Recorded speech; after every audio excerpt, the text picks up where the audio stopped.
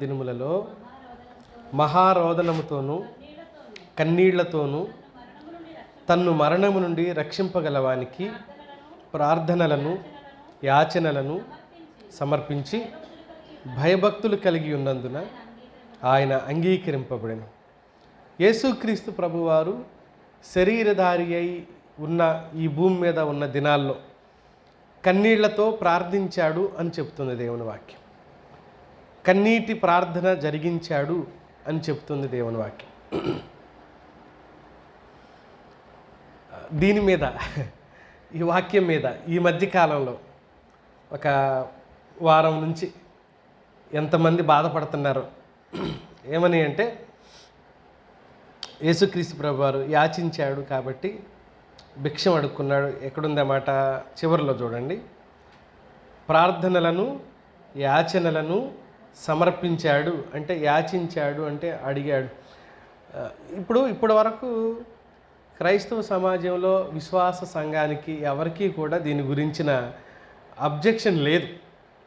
ఎవరికీ కూడా దీని గురించిన ఆలోచన లేదు. ఎందుకు ఆలోచన లేదు అని అంటే, మన దృష్టి ఆయన్ని తక్కువగా చూడలేదు కాబట్టి, ఆయన్ని మనం చిన్న చూపు ఎప్పుడు చూడలేదు కాబట్టి, ఆయన్ని దేవుడిగానే భావించాం కాబట్టి. ఇది ఎవరి నుంచి కలిగింది అని అంటే, ఆయన యాచించాడంటే అడుక్కున్నాడు, భిక్షమెత్తుకున్నాడు అనే పదాలు మీరు సోషల్ మీడియాలో చూసే ఉంటారు. ఎందుకు వచ్చాయి అని అంటే, వారికి యేసుక్రీస్తు ప్రభు వారి దైవత్వం మీద నమ్మకం లేదు. BOUI వాళ్ళకి యేసుక్రీస్తు ప్రభు దైవత్వం మీద నమ్మకం లేదు. ఆయన్ని దేవుడిగా వాళ్ళు అంగీకరించరు. గడిచిన ఒక 15 సంవత్సరాలుగా తప్పక ఒప్పుకుంటున్నారు వాళ్ళు. కానీ వాళ్ళు మొదట బోధించింది యేసు దేవుడు కాదు అని. జయశాలి సింహగర్జన అనే ఒక పుస్తకం ఉంటుంది, నా దగ్గర కూడా ఉంది. అది ఆ పుస్తకంలో రాస్తారనమాట. వాళ్ళ థియరీస్ మొత్తం అందులో ఉంటాయి.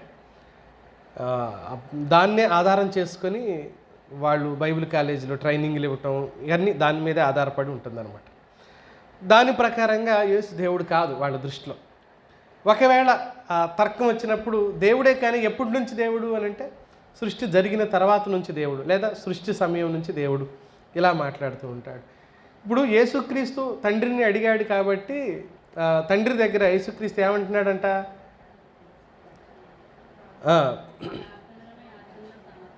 తండ్రి దగ్గర భిక్షం ఎత్తుకుంటున్నాడు అని చెప్పే ఆ ప్రస్తావన చేసుకుంటూ వచ్చారు ప్రసన్న బాబు గారు. ఆ తర్వాత ఒకవేళ యేసుక్రీస్తు ప్రభువారు ప్రార్థించారు, ప్రార్థించి జవాబు కూడా పొందారు. ఒకవేళ అడగటం ప్రతిదీ భిక్షం ఎత్తుకోవడం అని అనుకో, ఆయనే ఒక థియరీ చెప్పాడు. ఏంటంటే, పిల్లలు నాన్న నాకు షూ కావాలి అని అడుగుతున్నాడు అంటే, తండ్రి దగ్గర కొడుకు ఏం చేస్తున్నాడంట? భిక్షం ఎత్తుకుంటున్నాడు. ఇప్పుడు మన పిల్లలు మనల్ని భిక్షం ఎత్తుకుంటున్నారా? కాదు కదా. ఒకవేళ ఇది నిజమే అయితే, కొరింథీ 2వ పత్రిక 5వ అధ్యాయం 20వ వచనం, మన వాక్యంలోకి వెళ్ళకముందు ఈ భావాన్ని తీసి,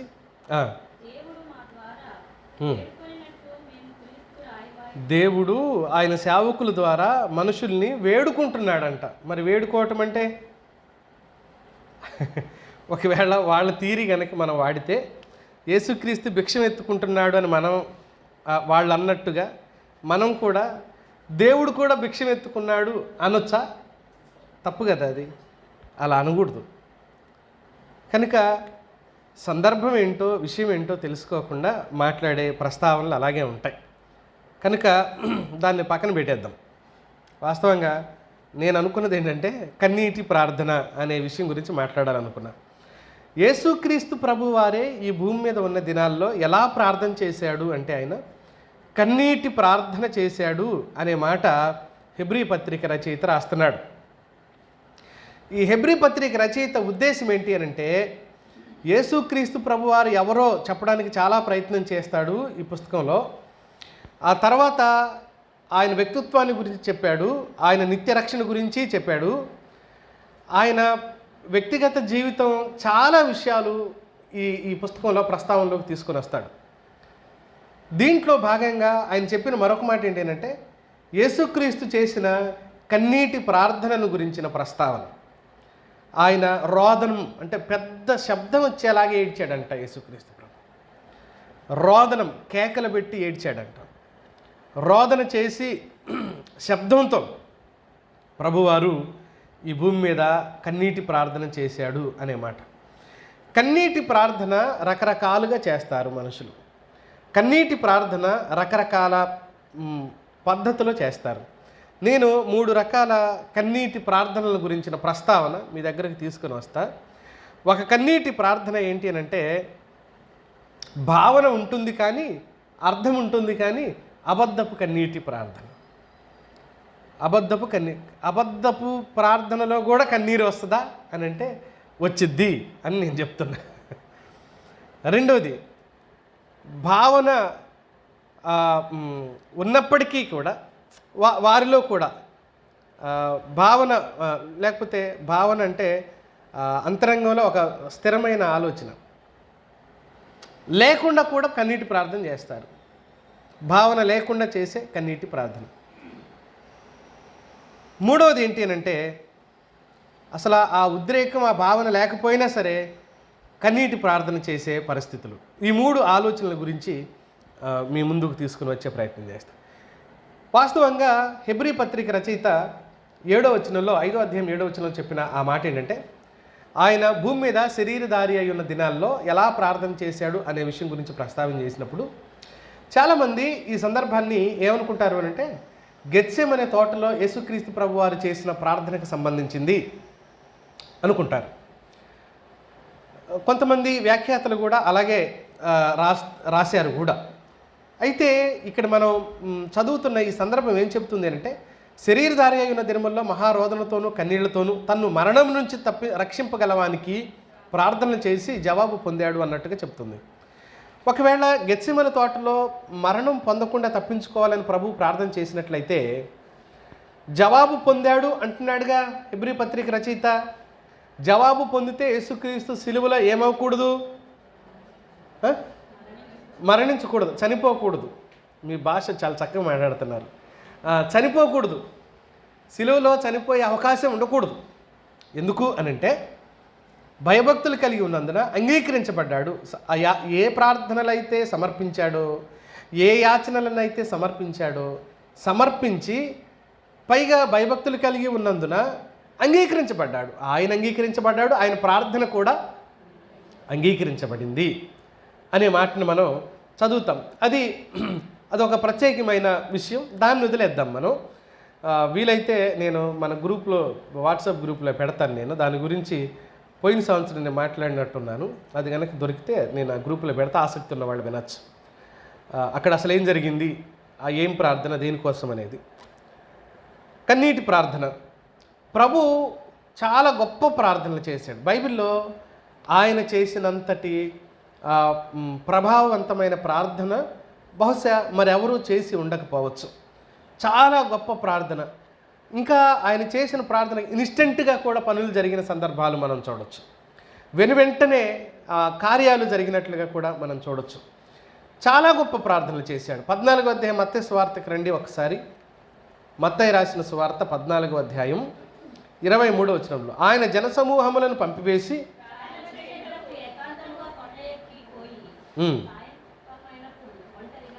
జనాలతో చాలాసేపు మాట్లాడాడు, వాళ్ళతో గడిపాడు. వాళ్ళతో సమయం గడిపి బోధ చేసి ఆ ముందు ఇక్కడేననుకుంటా 5 రొట్టెలు 2 చేపల సందర్భం. అవన్నీ చేసిన తర్వాత ఆయన రెస్ట్ తీసుకోవాలి కదా, అలసిపోయి ఉంటాడుగా. కానీ ఆయన ప్రార్థన చేయడానికి ఒప్పించబడ్డాడు, ప్రార్థన చేయడానికి ఇష్టపడ్డాడు అనే ప్రస్తావనలు ఈ భాగంలో చూస్తాం. 19వ అధ్యాయానికి రండి, 13వ వచనంలో, అప్పుడు ఆయన వారి మీద చేతులుంచి ప్రార్థన చేయవలెనని కొందరు చిన్నపిల్లలను ఆయన యొద్దకు తీసుకుని వచ్చిరి. ఆయన శిష్యులు గద్దించారు, కానీ ఆటంకపరచకుండా వారిని దగ్గరకు చేర్చుకొని వారి కోసం, ఆ పిల్లల కోసం ఆయన ప్రార్థన చేసిన సందర్భం చూడవచ్చు. ఇక చివరి ప్రార్థన సరే ఆయన ఆ ప్రార్థన ఎంత ప్రభావంగా ఉంది అని దేవుని వాక్యం మనకు చెబుతుంది అని అంటే, ఆయన చెమట గొప్ప రక్త బిందువులాగా నేల మీద పడింది అనే మాట. ఆ సమయంలో ఆయన ఎలా ప్రార్థన చేశాడు అంటుందంటే వాక్యం, మరింత ఆతురముగా ఆయన ప్రార్థన చేశాడు. లూకా సువార్త 22వ అధ్యాయం 44 వచనంలో ఈ మాటను చదువుతాం. అలాంటి పరిస్థితుల్లో కూడా ఆగిపోకుండా మరింత ఆతురంగా యేసుక్రీస్తు ప్రభువారు ప్రార్థన చేశారు. ప్రార్థన చేసే విషయంలో ఆయన ఎంత ఆసక్తిగా ఉన్నాడో, ఎంత పర్ఫెక్ట్గా ఉన్నాడో మనం చూడొచ్చు ఈ సందర్భంలో నుంచి. ఆయన ప్రార్థనలో వేదన, మహారోదన, కన్నీళ్ళు, యాచనలు, ఓ రకంగా ఆయన భావోద్రేకానికి లోనైపోయి ఎంతగా ఒత్తిడి, ఒక మాటలో చెప్పాల్సి వస్తే స్ట్రెస్కి లోనయ్యి ఆయన చెమట రక్తపు బిందువులుగా మారిపోవటం అనే ప్రస్తావన కూడా మనం చూస్తాం. దాన్ని ఇప్పుడున్న సైన్స్ పరిభాషలో ఏం చెప్తున్నారు అని అంటే, అధిక ఒత్తిడి వలన ఒక రకమైన డిసీజ్, అదొక జబ్బు, నేను ఆ పేరు ఇప్పుడు మర్చిపోయాను, కానీ అలా జరగటం అనేది సహజం అనే మాట. నేను దాన్ని సెర్చ్ చేసినప్పుడు నిజామాబాద్ జిల్లాలో ఒక అబ్బాయికి అలాగే కారుతుంది చెమట. తర్వాత తెలంగాణలో 2-3 ఫోటోలు కూడా మనకి దాంట్లో దొరుకుతాయి, ఎందులో ఆన్లైన్లో దొరుకుతాయి.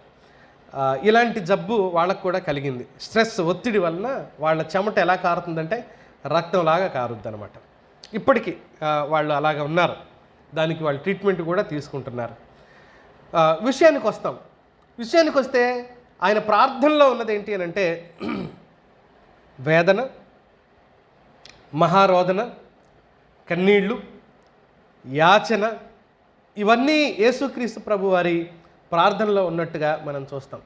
అయితే అబద్ధపు ప్రార్థన, అబద్ధపు కన్నీరు, అబద్ధపు భావన ఎలా ఉంటుంది అన్నదానికి నేను ఒక ఉదాహరణ మీ దృష్టికి తీసుకుని వచ్చే ప్రయత్నం చేస్తాను.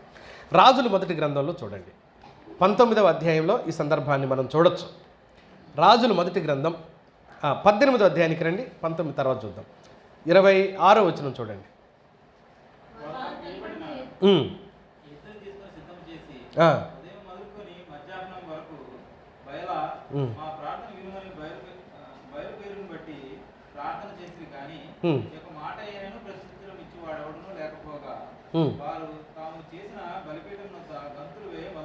దాని చుట్టూ ఏం చేస్తున్నారంటే గంతులు వేస్తున్నారు, భావోద్రేకానికి లోనయ్యారు.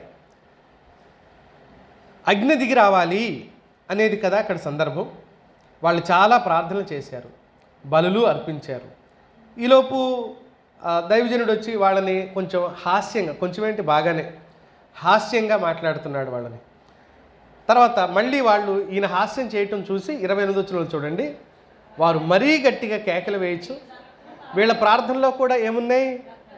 కేకలు ఉన్నాయి. రక్తం కారు మట్టుకు తమ మర్యాద చొప్పున కత్తులతోనూ శస్త్రములతోనూ తమ దేహాలను కోసుకుంటున్నారు. ఇలా చేశారు వాళ్ళు. ఇలా జరిగినా కూడా ప్రత్యుత్తరం రాలేదు. తర్వాత వచనంలో కూడా మనం చదువుతాం, చాలా సమయం, గంటల సమయం వాళ్ళు ఈ పని చేశారు, కానీ వారికి అక్కడి నుంచి ఎలాంటి జవాబు రాలేదు. మాట ప్రత్యుత్తరం ఇచ్చేవాళ్ళు ఆయనకి ఎవరూ లేరనే మాట, వారికి ఎవరు అక్కడ కనిపించలేదనే మాట మనం చదవచ్చు. అయితే ఏలియా ఎలా ప్రార్థన చేశాడు అక్కడ ఇదే అధ్యాయంలో చదువుతాం. 37, 38, 39 వచనాల్లో ఈయన ప్రార్థన సర్వసాధారణంగా చేస్తున్నాడు. ఈయనేం భావోద్రేకానికి లోనవ్వలేదు. వాళ్ళు అరిసినట్టు కేకలు పెట్టిన, కేక రావాలి అని అంటే లోపల ఉద్రేక పడకపోతే మనకు కేకలు కూడా రావు, మెల్లగానే మాట్లాడతాం. మన మనసులో శరీరం ఉద్రేకానికి లోనవ్వకపోతే కేక రాదు, నవ్వు రాదు, కోపం రాదు, ఏదీ రాదు. ఆ భావన మన మనసులో కలిగినప్పుడే ఏదైనా బయటకు వస్తుంది. ఈ వ్యక్తులు కేకలు వేశారు, అరిచారు, భావోద్రేకానికి లోనయ్యారు, గంతులు వేశారు. గంతులు వేయాలి అని అంటే కూడా అతడు ఒక ఉద్రేకానికి లోనైతేనే గంతులు వేస్తాడు ఒక మనిషి. వాళ్ళు గంతులు కూడా వేశారు. ఆఖరికి ఎంత ఉద్రేకానికి లోనయ్యారంటే కత్తులు తీసుకొని శరీరాన్ని గాయపరుచుకుని రక్తం కార్చారు. రక్తం కారేలాగా ఒంటిని గాయపరుచుకుని కోసుకున్నారు వాళ్ళు. ఇది ఎంత ఉద్రేకానికి లోనయ్యారో చూడండి. అందుకే అంటున్నా, ఉద్రేకంతో కూడిన అబద్ధపు ప్రార్థన అన్నాను నేను దీన్ని. ఈ ప్రార్థన ఏంటంటాడు? ఉద్రేకంతో కూడిన అబద్ధపు ప్రార్థన. ఉద్రేకం ఉంది, కానీ వీళ్ళు చేసిన ప్రార్థన అబద్ధమైంది. వీళ్ళు చేసిన ప్రార్థన అబద్ధంతో కూడింది, జవాబు రానిది. కానీ ఏలియా చేసిన ప్రార్థన ఎలా ప్రార్థన చేశాడు? 37 వచనం చూడండి. యెహోవా నా ప్రభువా, నా ప్రార్థన ఆలకించుము.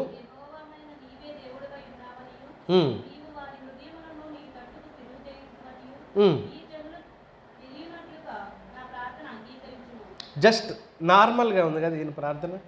ఇప్పుడు ఈయన కూడా వెంటనే షర్టు పట్టుకొని చింపి, ప్రభువా వాళ్ళు ఎంత ఎగిరినప్పుడు ఇంతమంది ఉండి దాదాపు 800 పైగా ఉన్నారు, వాళ్ళందరూ ఇంతమంది ఉన్నారు, వీళ్ళు ఇంత డ్యాన్సులు చేసి ఎగిరి కోసుకొని రక్తాలు గార్చి కేకలు పెడితే పరిష్కారం దొరకలేదు, మరి నేను ఒక్కడే కదా, నేనేం చేయాలని పెద్ద బండరాయి తీసుకొని తలకి బాదుకొని, ఇప్పుడు కనుక నువ్వు అగ్ని దించకపోతే కొట్టుకొని చచ్చిపోతా. ఇలాంటి మాటలు ఆయన ఏం మాట్లాడలేదు. ప్రశాంతంగా ఉన్నాడు కదా ఏలియా, నెమ్మదిగా ఉన్నాడు, ఎక్కడా తొందరపడలేదు, ఎక్కడ కూడా ఉద్రేకానికి లోనవ్వలేదు. ఎందుకు అతడు ఉద్రేకానికి లోనవ్వకపోవడానికి గల కారణం అని అంటే, వారిని చూసి ఈయనలో విశ్వాసం ఇంకా అధికమయ్యేలాగా అయిపోయింది. కారణం అతని నమ్మకం, కారణం అతనిలో ఉన్న విశ్వాసం.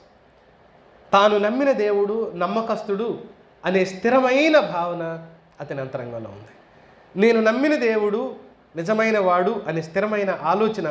అందుకని సాధారణంగా ప్రార్థన చేస్తున్నాడు, జస్ట్ సాధారణంగా.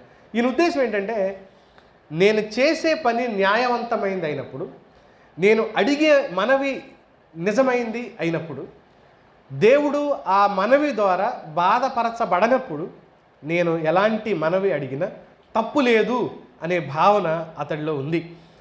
అందుకనే ఏమంటున్నాడు, అతడు తన కోసం అడగలేదు. ఏమని అడుగుతున్నాడు? ఈ ప్రజలంతా నీ వైపు చూడాలి. 37 వచనంలో అన్నమాట. ఈ సంఘటన ద్వారా, ఈ కార్యం జరగటం ద్వారా ఈ ప్రజలంతా నీ వైపుకు చూడాలి. దీనివల్ల నీకు మహిమ కలుగుతుంది, ప్రజలు నాశనం అవ్వకుండా కాపాడబడతారు, అబద్ధపు దేవుళ్ళు నుంచి ప్రజలు విడిపించబడతారు, నువ్వే నిజమైన దేవుడివని ప్రజలంతా నమ్ముతారు.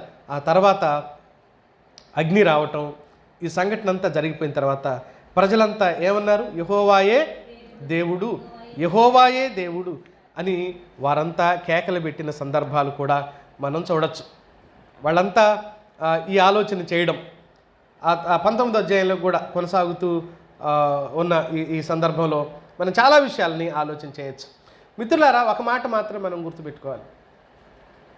భావోద్రేకానికి లోనే ఏడ్చామా, ఏడవలేదా అనేదానికంటే ఆ విషయం పట్ల మనకున్న ఆసక్తి, భారము, బాధ్యత ఎంత ఉన్నది అని దేవుడు ఖచ్చితంగా చూస్తాడు. అది మనం ఖచ్చితంగా మర్చిపోకుండా గుర్తుపెట్టుకోవాల్సిన విషయం. రెండో మాటను జ్ఞాపకం చేస్తాను చూడండి. ఉద్రేకం అనుకోండి, లేకపోతే భావన అనుకోండి, ఇవి లేకుండా, ఇలాంటివి ఏమీ లేకుండా చేసే ప్రార్థన. మనకు ఈ సందర్భంలో ఒక వ్యక్తిని జ్ఞాపకం చేసుకోవచ్చు. లూకా రాసిన సువార్తలో బహుశా ప్రతి సేవకుడి వ్యక్తిని భలే తోలనాడతాడేమో అని అనిపించింది నాకు. ఎవరిని? పరిసయ్యుణ్ణి, సుంకరి పరిసయ్యుల కథ 18వ అధ్యాయంలో లూకా రాసిన సువార్తలు. ఈరోజు ప్రార్థనల్లో పదాలు బాగుంటాయి, స్వరాలు బాగుంటాయి, విన్నపాలు బాగుంటాయి, దేని గురించి ప్రార్థన చేస్తున్నారో చాలా స్పష్టత కూడా ఉంటుంది ఈరోజు చేసే ప్రార్థనల్లో. కానీ దాని విషయమైన భారం లేకపోవటం బాధాకరమైన విషయం. దాని గురించిన భారం లేకపోవటం అది దుఃఖాన్ని కలిగించే సందర్భం. దేవుని వైపుకు తిరగకుండా, దేవుని మీద ఆధారపడకుండా, ఏ విషయం కోసమైతే మనం ప్రార్థన చేస్తున్నామో దాని పట్ల మనకు భారం లేకుండా, దేవునికే భారం ఉండాలి అన్నట్లుగా, దేవుడే దానికి పరిష్కారం ఇవ్వాలి అన్నట్టుగా మనం ప్రార్థన చేస్తాం. అంటే చేసే వ్యక్తి యొక్క అంతరంగపు స్థిరత్వం లేకుండా, అంతరంగంలో అతడు స్థిరత్వం అనేది పూర్తిగా లేకుండా మనం ఈ సుంకరి పరిసయ్యుల ప్రార్థనలో ఇలా చదువుతాం.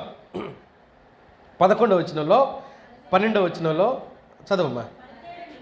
నిలువబడి, నేను చోరులను, అన్యాయస్తులను, వ్యభిచారులనైన ఇతర మనుషుల వలనైనను ఈ సుంకరి వలనైనను ఉండనందుకు నీకు కృతజ్ఞతాస్తుతులు చెల్లించుచున్నాను.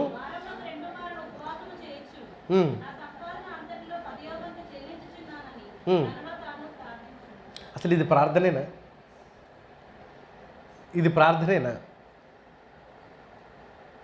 ప్రార్థన అంటే ఏంటి? విన్నపం కదా, యాచించటం కదా, అడగటం కదా. మరి ఈయనేం చేశాడు? ఇది ఇది ప్రార్థన అంటామా? కృతజ్ఞతాస్తుతి అంటామా? ఏమంటాం దీన్ని? ఒకవేళ కృతజ్ఞతాస్తుతి కూడా ఎలా ఉంటుంది అని అంటే, దావీదు అంటాడు చూడు, ఇంతగా నువ్వు నన్ను హెచ్చించడానికి నా కుటుంబం ఏపాటిది. అది కదా కృతజ్ఞత అంటే. కృతజ్ఞతలో రెండు ఉంటాయి. ఏంటి? తన వాస్తవిక స్థితి, దేవుడు చేసిన ఉపకారం, ఈ రెండు ఉంటాయి కృతజ్ఞతలో. తన దౌర్భాగ్యాన్ని గుర్తించిన వాడే నిజమైన కృతజ్ఞత చెల్లించగలుగుతాడు దేవుని దగ్గర. తన దౌర్భాగ్యాన్ని గుర్తించిన వాడు చేసే కృతజ్ఞత లాంటి ప్రార్థన ఇది పరిసయ్యుడు చేసిన ప్రార్థన. కృతజ్ఞత లాంటి లేక స్తుతి లాంటి ప్రార్థన. నిజానికి ఏమి స్తుతి చేశాడు? ఏమి ప్రార్థన చేశాడు? తన దౌర్భాగ్యాన్ని పూర్తిగా గుర్తించాడా? గుర్తించలేకపోయాడు కదా. ఏమనుకుంటున్నాడంటే దేవుని దగ్గర, నేను ఇలా ఉన్నాను అని చెప్పిపోవడానికి. ఏమి ఎటొచ్చినావు అంటే, ఎవరన్నా బంధువులు, స్నేహితులు, ఫ్రెండ్ వస్తే, ఇక్కడ ఎవరినో కలిసేది ఉంది, అవతల పై వీధులు ఎవరినో కలిసేది ఉంది, నువ్వు కనపడేసరికి నీ బైకో కారు ఏదో బయట ఉంది, నువ్వు కనబడేసరికి నేను కలిసి పోదామని వచ్చాను అని చెప్తారు చూడు ఎవరు. సేమ్ అలాగే దేవుడి దగ్గరికి కలిసిపోదామని వచ్చాడు. కలిసి ఏం చెప్పిపోదాం అనుకున్నాడు? నేను ఇలా ఉన్నాను, నేనెంత బాగున్నానంటే, నేనెంత యథార్థంగా ఉన్నానో అది చెప్పుకుంటున్నాడు. తన హృదయంలో నుండి ప్రార్థన చేయలేదు. అతడు ఏ రకంగా కూడా తనను తాను ఒత్తిడికి లేకపోతే ఆసక్తికి కూడా గురి చేసుకోలేదు. అతడు కేవలం స్థిరంగా ఉన్నాడు. ఒక విషయంలో నేను బాగున్నాను అనే స్థిరంగానే ఉన్నాడు. అయితే 13వ వచనంలో ఇతడు లోనైన స్థితి చూడండి. అయితే సుంకరి దూరంగా నిలుచుండి ఆకాశం వైపు కన్నులెత్తుటికైనను ధైర్యం చాలక రొమ్ము కొట్టుకొనుచు, దేవా. చూడండి అతడు ఎలా మాట్లాడుతున్నాడు. సుంకరి దూరంగా ఉన్నాడు అంటే దేవాలయంలోకి అతడు రాలేదు. ఇతడు ఎలా ఉన్నాడు? 10వ వచనంలో చూడండి. వారిలో ఒకడు పరిసయ్యుడు, ఒకరి సుంకరి. పరిసయ్యుడు నిలబడి, దేవా నేను ఇలా లేను అంటున్నాడు. ఇప్పుడు 14వ వచనం మొదటి లైన్లో చూడండి. అతని కంటే ఇతడు వాస్తవానికి బయట ఉన్నవాడినేమో దగ్గర ఉన్నట్టుగా మాట్లాడాడు, దగ్గర లోపల ఉన్నవాడినేమో బయట ఉన్నవాడిలాగా అతడు ఇతడు అనే పదాలు వాడాడు దేవుడు. చూడండి, అతడు ఇతడు అనే పదాలను వారిద్దరి గురించి దేవుడు వాడటం చూడొచ్చు. ఏ భావన లేకుండా చేసిన ప్రార్థన పరిసయ్యుడు చేసిన ప్రార్థన. ఏ ఆలోచన లేకుండా చేసిన ప్రార్థన పరిసయ్యుడు చేసిన ప్రార్థన. ఇది అబద్ధపు ప్రార్థన. ఇది మోసకరమైన, స్వార్థపూరితమైన, వీటన్నిటికంటే కరెక్ట్ పదం ఏంటంటే స్వనీతి. ఆ పదమే రాశాడు కదా ప్రభు. 9వ వచనంలో చూడండి. ఈ సందర్భం చెప్పడానికి గల ఉద్దేశమే స్వనీతి. తామే నీతిమంతులు అనుకుని ఇతరులను తృణీకరించే వాళ్ళు అంట వీళ్ళు.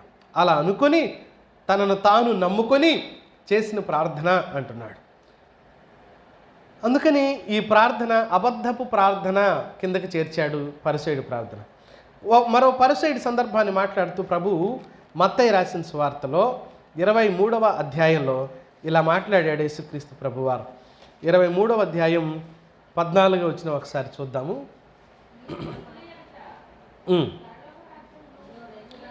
అయ్యో వేషధారులైన శాస్త్రులారా, పరిసయ్యులారా, మీరు మనుషుల ఎదుట పరలోక రాజ్యమును మూయుదురు, మీరు అందులో ప్రవేశింపరు, ప్రవేశించే వారిని కూడా ప్రవేశింపనీయరు అని చెప్తున్నాడు. వారి స్థితి ఎలా ఉందో ప్రభు చెప్తున్నాడు. ఇంకా కంటిన్యూషన్ చేస్తూ వాళ్ళ గురించే మాట్లాడాడు ఈ అధ్యాయంలో చాలా విషయాలు. అయ్యో వేషధారులైన శాస్త్రులారా, పరిసయ్యులారా, ఒకటి మీ మతంలో కలుపుకున్నట్టు మీరు సముద్రము భూమిని చుట్టూ వచ్చేదరు. అతడు కలిసినప్పుడు అతను మీకంటే 2 అంతల నరకపాతునుగా చేస్తారు అని చెప్తూ ఇంకా చాలా విషయాలు, అందులైన మార్గదర్శకులారా, అవివేకులారా అంటూ వాళ్ళ గురించి మాట్లాడుతూ ఈ ప్రస్తావనల్లో మరి ఇక్కడ ఉందా లేదో కానీ దీర్ఘ ప్రార్థనలు చేస్తారన్నట్టు చూడండి, లేక మరో సందర్భంలోనూ దీర్ఘ ప్రార్థనలు చేస్తారు, మనుషులు కనబడాలని 6వ అధ్యాయంలో కూడా చదువుతాం మత్తయి సువార్తల ఆ ప్రస్తావన. మనుషులు కనబడాలని చేస్తారంట ప్రార్థన వీళ్ళు. అలాగే వీళ్ళు చేసే ప్రార్థనలు ఇంకా ఎలా ఉంటాయనంటే దీర్ఘ ప్రార్థనలు చేస్తారంట. వీళ్ళు చేసే ప్రార్థన ఎవరు చూడాలని వీరు కోరుతారు? మనుషులు చూడాలని కోరుతారు. వీళ్ళు చేసే ప్రార్థన మనుషులు చూడాలని. అంటే వీళ్ళకి ఎలాంటి భావన లేదు. మీరు కొన్ని మెయిన్ లైన్ చర్చెస్ని చూసినట్టయితే ఆ పాస్టర్ గారు ప్రార్థనలు చేయంగా ఎప్పుడైనా చూసారా? వాళ్ళ చేతిలో ఒక బుక్ ఉంటుంది, చూసారా? చూడలేదా మీరు?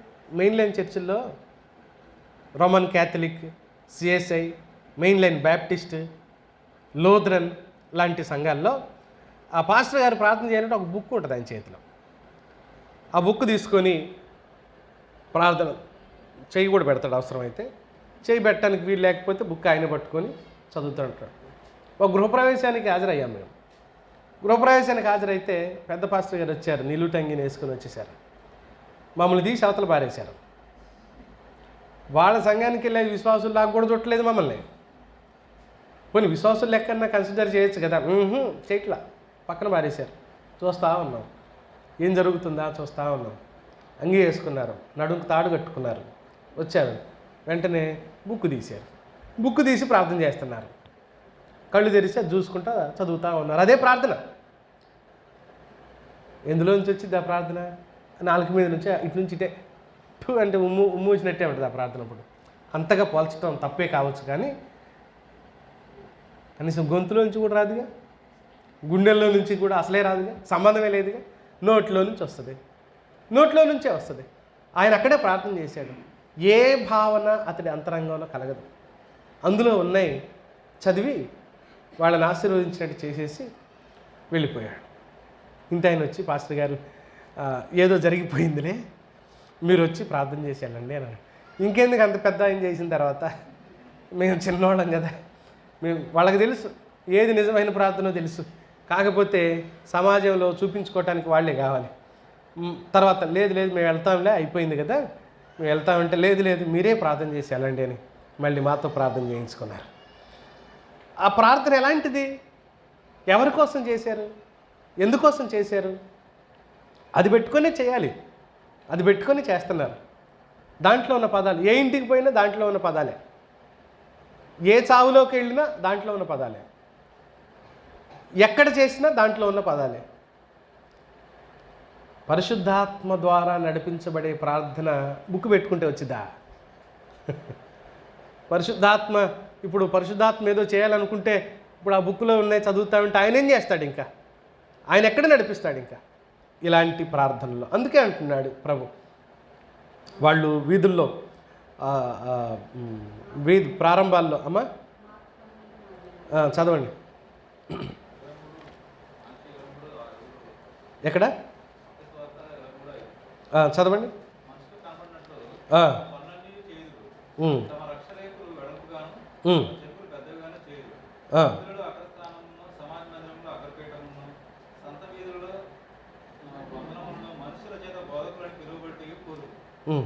కంటిన్యూషన్ చేయండి.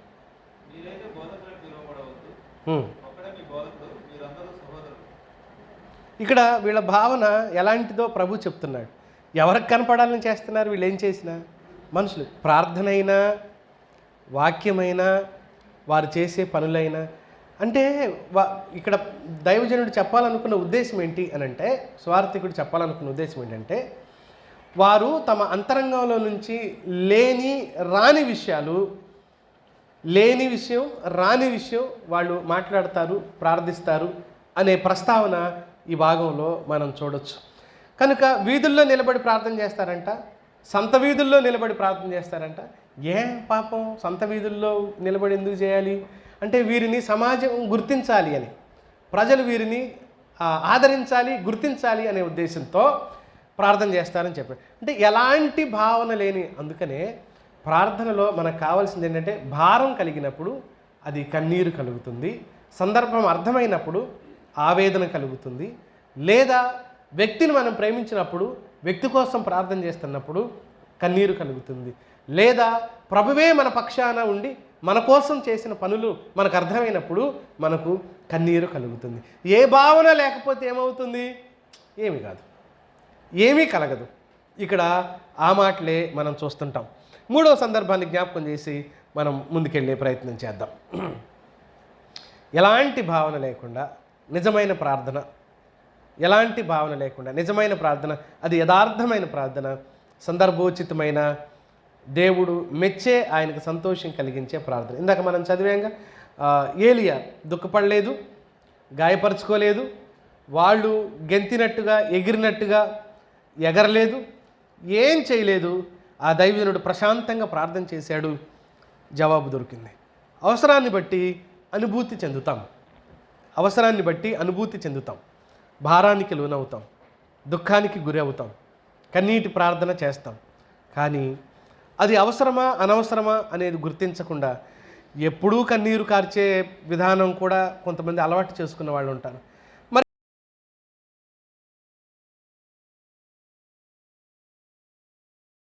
వారికి అసలే కలగదు. ఏనాడు కూడా అలాంటి వ్యక్తులు కన్నీటి ప్రార్థన చెయ్యని వారిగా ఉన్నట్టు మనం గమనిస్తాం. కీర్తనలో చదువుతాము. 37వ కీర్తన ఇలా చెప్పబడుతుంది.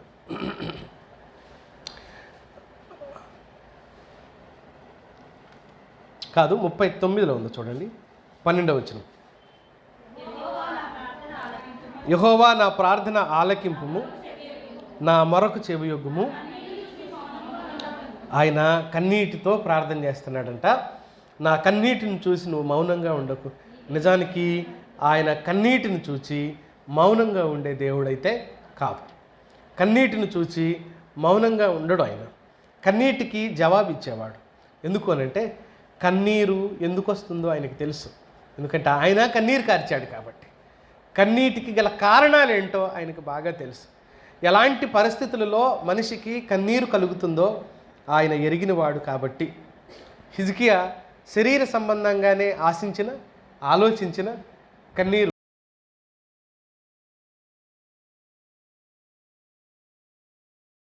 మాట గూస్ బంప్స్ అనిపిస్తాయి నాకైతే. నీవు కన్నీరు విడుచుట నేను చూశాను. రాజులు 2వ గ్రంథం 20వ అధ్యాయం 3వ వచనంలో అన్నమాట. కన్నీటి ప్రార్థన చేశాడు. ఆ దైవజనునికి దేవుడు జవాబిచ్చాడు. ఎంతటి జవాబు! గొప్ప జవాబు. అది ఒక అద్భుతమైన జవాబు. ఆ జవాబు పొందుకొని ఆ భక్తుడు తిరిగి కాలాన్ని కొనసాగించటం, తిరిగి కాలంలో ముందుకెళ్ళిపోవటం అనేది ఆ సందర్భంలో మనం చూడొచ్చు. 5వ వచనంలో ఆ మాట ఉంటుంది చూడండి ఒకసారి.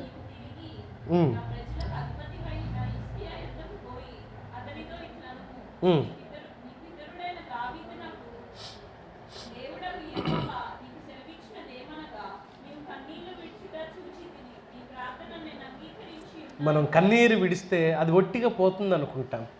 నేలను రాలిపోయిన నీళ్లు ఎవరు లెక్కలోకి తీసుకుంటారు?